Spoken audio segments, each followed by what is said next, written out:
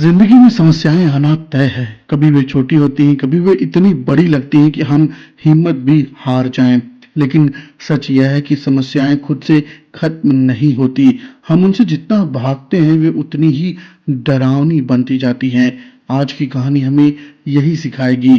डर बाहर कम, हमारे अंदर ज्यादा होता है। हरे भरे पेड़ों से घिरे एक विशाल जंगल के बीच एक पुराना पत्थरों से बना बिल था। उस बिल में एक छोटा सा गिलहरी रहता था। बहुत मेहनती और दयालु था। जब भी किसी जानवर को मदद की जरूरत होती वह सबसे पहले पहुंचता। सब उससे प्यार करते थे। एक दिन सुबह सुबह वह खाने की तलाश में निकला। कई दिनों से उसे सिर्फ सूखे बीज मिल रहे थे। वह मन ही मन सोच रहा था, काश आज मुझे कोई मीठा फल मिल जाए। चलते चलते उसकी नजर एक पेड़ के नीचे गिरे हुए बड़े लाल सेब पर पड़ी। उसकी आंखें चमक उठी। वह खुशी से उछल पड़ा। आज तो दावत है, उसने सोचा। उसने सेब को दोनों पंजों में पकड़ा और बिल की ओर चल पड़ा। वह इतना खुश था कि रास्ते पर ध्यान ही नहीं दे रहा था। अचानक उसका पैर एक गड्ढे में फंस गया। वह लड़खड़ाया और पास के ढलान की ओर फिसलने लगा। किसी तरह उसे एक झाड़ी पकड़ ली और खुद को संभाल लिया। लेकिन सेब उसके हाथ से छूटकर नीचे बहती धारा में गिर गया। वह तेज धारा थी। गिलहरी किनारे किनारे भागता रहा। उम्मीद थी कि शायद सेब कहीं फंस जाए। लेकिन कुछ ही पल में वह सेब चट्टानों से टकराता हुआ झरने में गिर गया और ओझल हो गया। थका हुआ, निराश और भूखा गिलहरी वापस लौट आया। उसने सोचा, चलो कम से कम अपने बिल में आराम तो मिलेगा। लेकिन जैसे ही वह अपने बिल के पास पहुंचा, उसका दिल जोर जोर से धड़कने लगा। अंदर से अजीब सी गूंज आ रही थी। कांपती आवाज में उसने पूछा, कौन है मेरे घर में?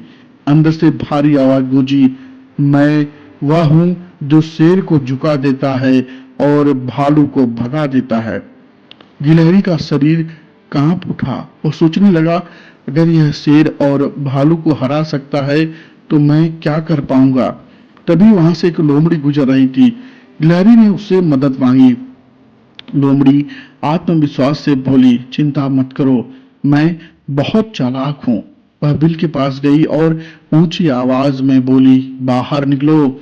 फिर वही गूंजती आवाज आई, मैं जंगल का सबसे भयानक योद्धा हूँ। लोमड़ी की चालाकी हवा हो गई। वह डर कर भाग गई। फिर एक तेंदुआ आया। उसने दहाड़ लगाई, लेकिन वही आवाज फिर से गूंजी। तेंदुए के भी कदम डगमगा गए।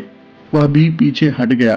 धीरे धीरे कई ताकतवर जानवर आए, जंगली सुअर, भालू, यहाँ तक कि शेर भी। लेकिन हर बार वही गूंजती आवाज और हर बार सब डर कर लौट गए। गिलहरी निराश हो गई। तभी वहां एक छोटा सा कछुआ आया।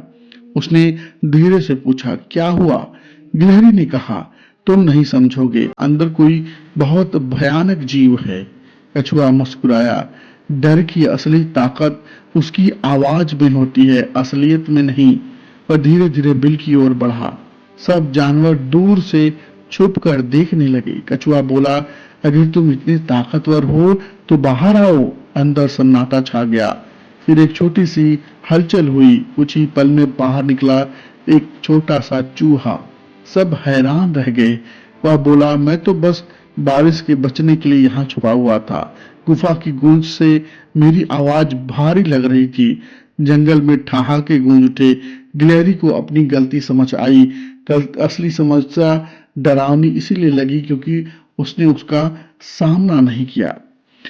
इस कहानी से हमें यह तीन बड़ी सीख मिलती है। हर बड़ी दिखने वाली समस्या असल में उतनी बड़ी नहीं होती। डर का आकार हमारी कल्पना से बढ़ता है। समाधान हमेशा साहस से शुरू होता है। याद रखिए, जब तक आप समस्या के सामने खड़े नहीं होते वह आपको पीछे धकेलती रहती है। लेकिन जिस दिन आप उसका सामना कर लेते हैं वही डर आपकी ताकत बन जाता है। अगर आपको यह कहानी पसंद आई हो तो वीडियो को लाइक जरूर करें। कमेंट में लिखें, मैं डर से नहीं भागूंगा। और चैनल को सब्सक्राइब करना ना भूलें। हम फिर मिलेंगे एक नई प्रेरणादायक कहानी के साथ। बहुत बहुत धन्यवाद।